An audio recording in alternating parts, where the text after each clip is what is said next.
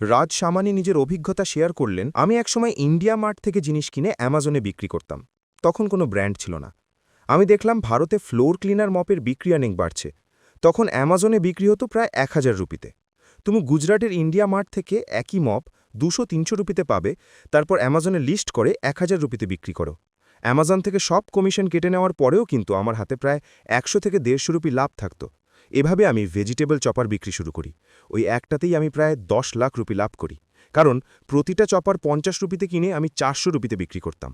তিনি তার শুরুর দিকের একটা বড় ধরনের ভুলের কথা জানালেন। প্রথম যখন অ্যামাজনে সেল শুরু করি তখন আমি ভুল ক্যাটাগরি বেছে নিই। আমার পণ্য আসলে এসেনশিয়াল গুডস, কিন্তু এর পরিবর্তে আমি ভুলে লাক্সারি গুডস ক্যাটাগরি সিলেক্ট করেছিলাম, যার ফলে ২২% জিএসটি দিতে হয়েছিল। পুরো সাইকেলটা অনেক সময় সাপেক্ষ যে প্রায় ৩ মাস পর গিয়ে বুঝতে পারি আসলে কি ভুল করছি। এই ভুলের কারণে আমি অনেক টাকা হারাই। যেখানে লাভ হওয়ার কথা ছিল ১২-১৩%, সেখানে আমি আসলে ১০% ক্ষতি করেছি।